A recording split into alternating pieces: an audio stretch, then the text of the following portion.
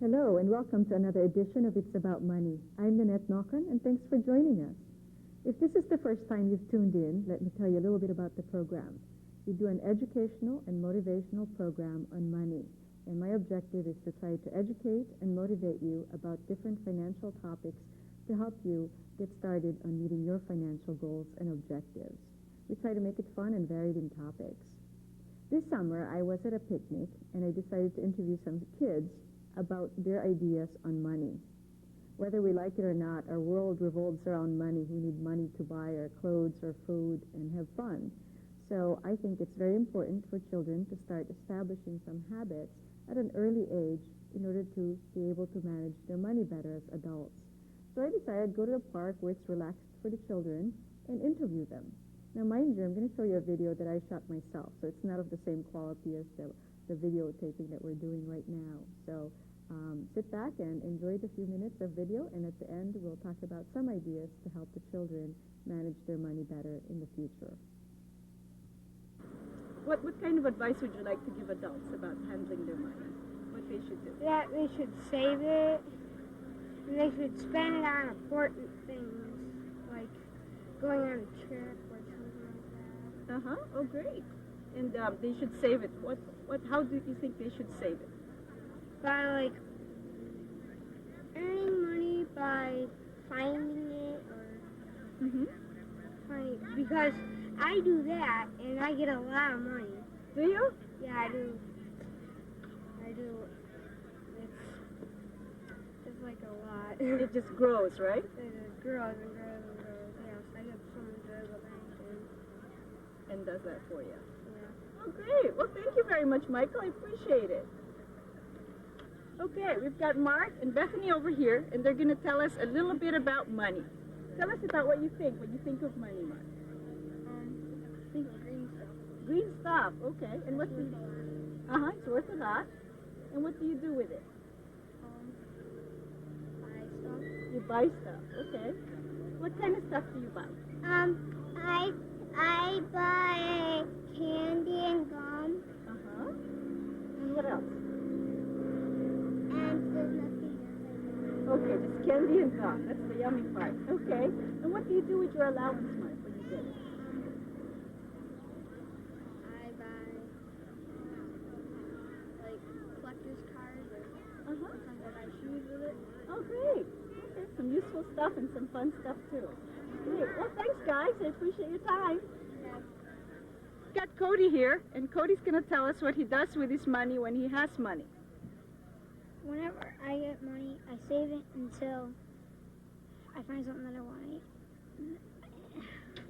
I save something until I find something that I want to buy, and then I'll ask my grandma if she'll take me out, and if I can buy it, and that's really money. Oh, that's nice. What kinds of things have you purchased, have you bought with your money?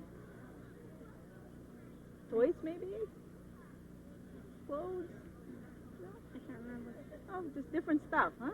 Mm-hmm. But you save it first so you can build up some money to do something else. Okay, well, great. Thanks a lot, Cody. Appreciate it. You're welcome. Okay, why don't you tell us your name and what you think about money? I'm Megan, and I think that money should be spent in a conservative manner and not a lot of extreme buying and stuff. All right, that's good advice. You don't want people to just, waste their money away. Perfect, okay. I'm Anthony, and I think people should save money for when they really need it and only use it to buy things they really need. Okay, rather than just spending it whenever they see something that they like, right? Great advice, you guys. Thank you. We have Rebecca over here and also Tony. And Rebecca's going to tell us what she does with her money when she has money. You spend it on what kinds of things? Gum? Okay. What else? Toys, maybe? All right. That's good. Do you have any advice for old people on what they should do with their money? Give it to their kids. Thanks, Rebecca. Thanks, Tony. Okay, we have Brett over here. He's going to tell us about money. What I think money is a source that can buy stuff like video games, electronics, food, and all that type of stuff. What about fun stuff? Yes, fun stuff too. Fun stuff too. Okay. Do you have any advice for adults about their money? What they should do with their money? put it in account it into their bank. Okay, and invest it, huh? Yes. All right. Thanks, Fred.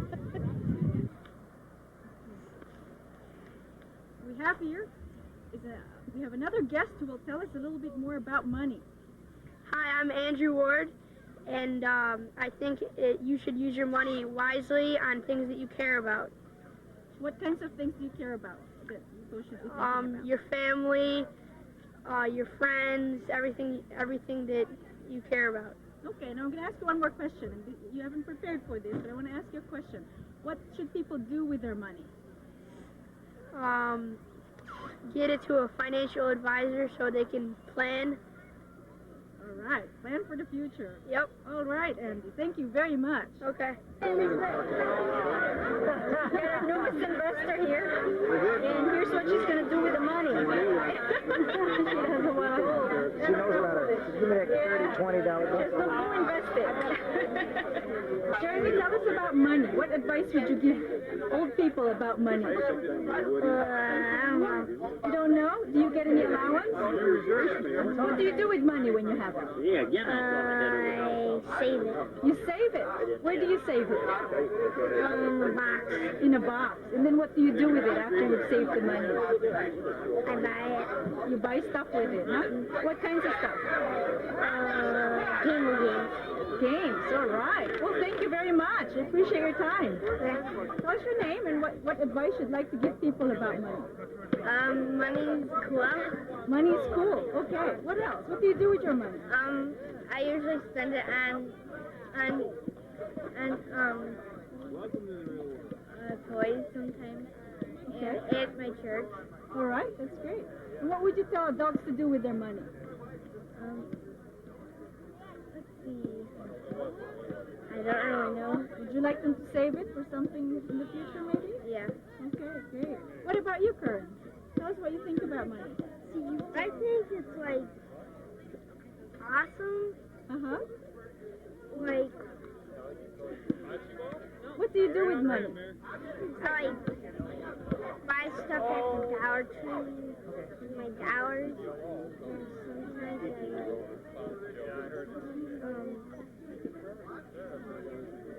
I like buy toys. You buy toys. Great. Well, thanks And for buy stuff for my mom. For your mom. Oh, nice. What a nice guy. Thank you. Shelby here, and she's going to tell us what she does with her money. I usually save it or spend it. Okay, what do you say spend it on? Probably I go to the dollar store or I spend it on stuff I need. Great. Okay. Well, thank you very much, Shelby. There's more. Helen's going to give us some advice. Don't trade stocks every like 2 seconds, because then you're gonna you can't hit a jackpot every 2 seconds. Trade stocks. You got to think of it long term, huh? Yeah. Okay.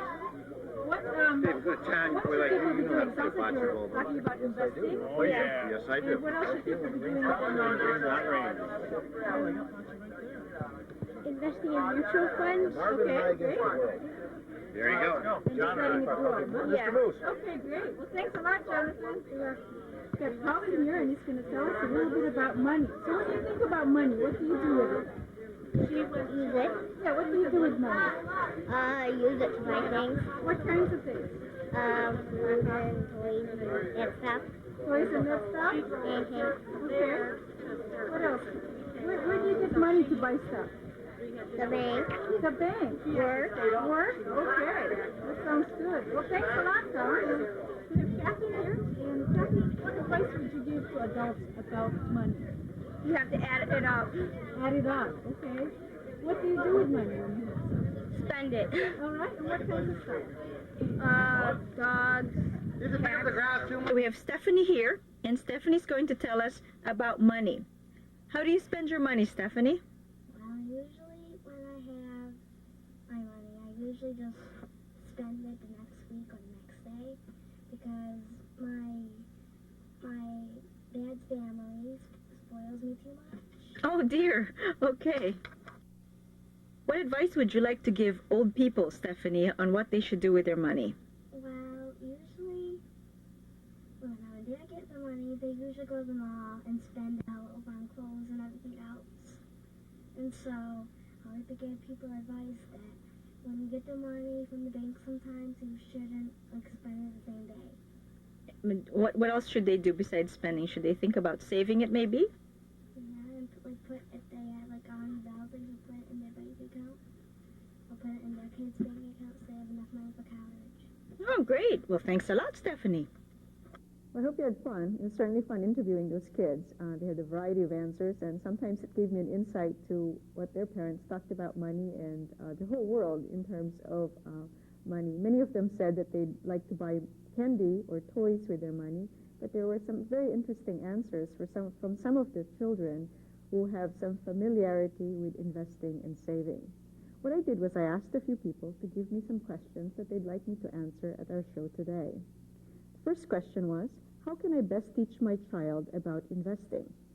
And how much money should I have them know that they have? I think the second question comes from the fact that sometimes children like to share a lot of information. And when you tell them a lot about how much money they have, they might share all of that with their friends. To say that they have $1,000 in their account sounds like a heck of a lot to a child who's 7 or 8 years old or even younger.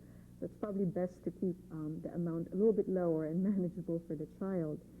But one of the things that I recommend for people to do is to take a look at their children's accounts. If they have a savings account, typically it's started when the child is born or when they have different events in their lives, like a kindergarten graduation or something like that, baptism, and so on, that they get some money, and usually the savings accounts build up.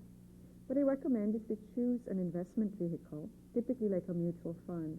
Most mutual funds that have children's accounts that are owned in uniform gift to minors accounts or uniform transfer to minor accounts have a very modest balance to start out with. Most of them require $250 or $500 to start out with. And when you have a young child, it's much better to put that money into a growth investment like a mutual fund and have the money grow for the child. One of the fun projects that some of my clients have done with their children is on a Sunday morning or Sunday afternoon, they pull out the business section and they look under mutual funds and they look at the investment that the child is in, and they track how the investment is doing, whether it went up or down for the week, what the performance has been for the year, and so on. It's just a mere habit of doing that. The child might not understand it right away at the beginning, but it's the habit of knowing more, and then it initiates additional questions from the child. Now, a mutual fund is a little bit boring because it doesn't really translate into the child's life. So what I try to do is make sure that the child knows what type of stocks there might be in the mutual fund that they are following. For example, most children are familiar with McDonald's, the company that makes Barbie, which is Mattel, or companies like Hasbro that make G.I. Joe, or companies like that, Coca-Cola, companies that kids are familiar with. Either they consume or have some interest. So when I tell them that their mutual fund or their investment contains this stock, they typically are more excited about following the investment, and they're a little bit more observant or interested in the stock when they go into that company. So for example, if they've invested in Toys R Us, when they go there, not only are they interested in the toys, but they kind of watch around and see what people are buying, what toys are hot, if it's busy or not in the store, what are the employees like. Of course, these questions will come later, but it's just being aware of the kinds of investments that they can put their money into. You know, the interesting thing is that in our population, 60% of adults invest in mutual funds or in some sort of investment in the equity market, either stocks or mutual funds. And as the kids of today grow up, many more, probably 100% of those children, of those kids as adults, will be investing in the market. And I think it's a smart idea to try to educate them sooner so they're most comfortable in investing their money. I encounter some adults today that tell me, I wish my parents had shown me a way on how to invest in the market, so I didn't wait so late, so that my money would be growing for me and it would be worth a lot more. I hear that comment quite often. And sometimes adults have given up and they don't want to learn about it, and so they work with others who would help them understand and pave the way into having a successful investment portfolio. Now, one of the things that I try to encourage is if your child participates in a class that goes into a mock stock purchase program. Typically, our local newspaper runs a campaign where the children get involved in buying some stocks and they follow it and so on. I'd encourage you to take some interest in that, follow the stock prices in the newspaper, again, a Sunday morning or Sunday afternoon project, and help them look at how the stock has done. And maybe take a look at some of the news that impacted that stock. What happened to the stock in the past week that caused it to either go up or to go down. And of course, this internet access. Kids today are not afraid of the internet at all, maybe sometimes too unafraid. But it's easy enough to look up stocks using their ticker symbols or stock symbols and get it a little bit more exciting. You could show them some graphs and see how the stocks have gone up and down in the last month, in the last year, or the last 3 years or so. But it can be very exciting if you work with them on that. A couple of the kids that you saw in the interview today, like I said, appeared like they know a lot more about investing. And that's because their parents have introduced them to the concept of investing. A couple of those kids have actually come to my office, and I helped them invest their money, give them a receipt, showed them in the paper how to look up the account, told them about what kind of stocks are held in the mutual fund so they can be a little bit more interested in knowing what the stock is doing. Sometimes I find the kids to be more aggressive than their parents, saying, why don't we put all the savings in there because it's doing so well. But it's kind of interesting because the familiarity will help them be more comfortable with the investment process down the road. And I think you can tell which kids are involved in investing. Now we talk about investing. There's also the spending side. Children really pay attention to how we spend our money. Many times I find that the parents who fall into the credit card trap find that their children are also using the same pattern in their young adult lives. I can think of a couple of people who use credit cards as a way to pay for their entertainment, vacations, going out to dinners, buying clothes, and things like that. So when their children are ready to do some investing, I find that their credit card balances are a little bit more than what they need to be. And many times when I ask these young adults, typically just graduating from college, what they spent the money on. And unfortunately, many of these kids or these young adults are not able to tell me how they spent the money. It's okay if they said, well, spent the money on books, on part of my tuition, my meal plan, or whatever. But most of the time, they cannot really recall how the balances built up.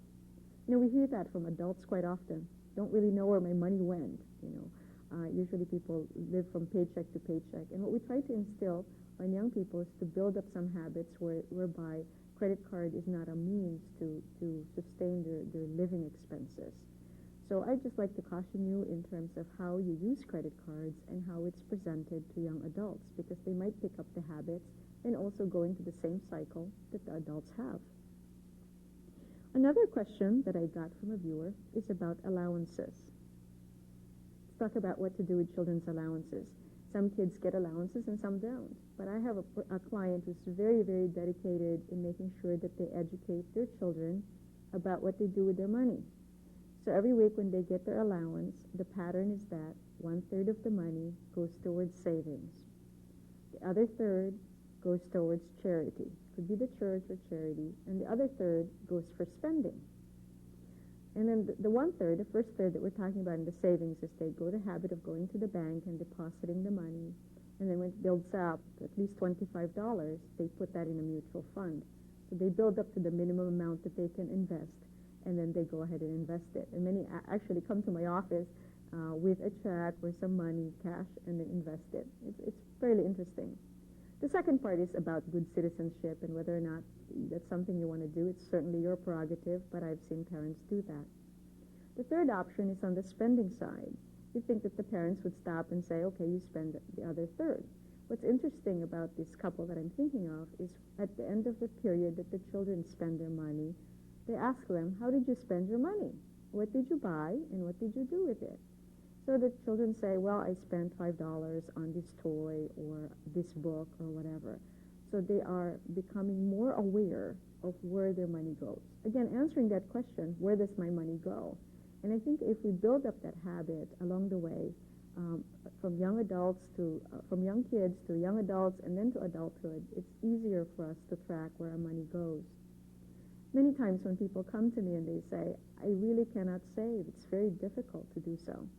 So the first exercise I give them is to try to monitor their expenses, to jot each and every expense that they have, whether it's a $10 ATM withdrawal, a $50 ATM withdrawal, or whatever. Just jot it all down, and at the end of the month, we'll analyze how the money is spent.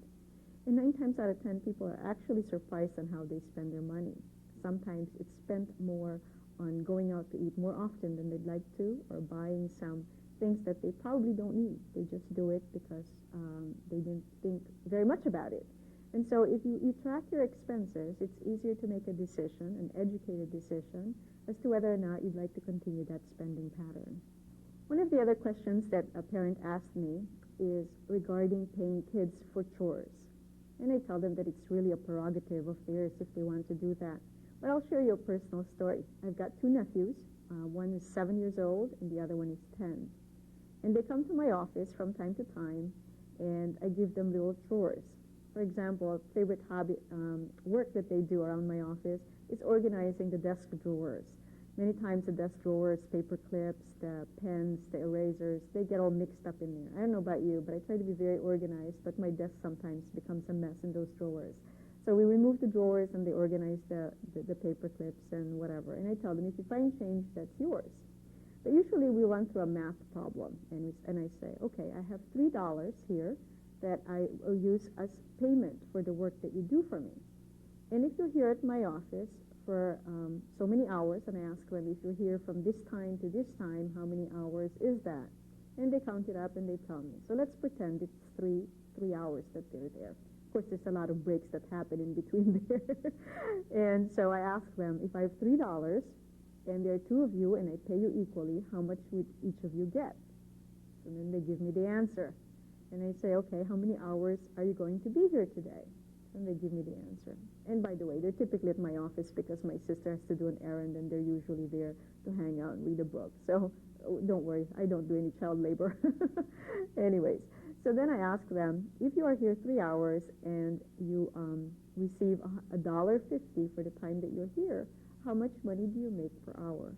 So the kids really get excited about, calculating the money that they make and so on. And of course, my sister warns me that I really shouldn't be paying the kids a lot. And I tell her that, should I pay them a couple dollars an hour? Oh no, you don't pay them too much, because then they really don't understand the value of money.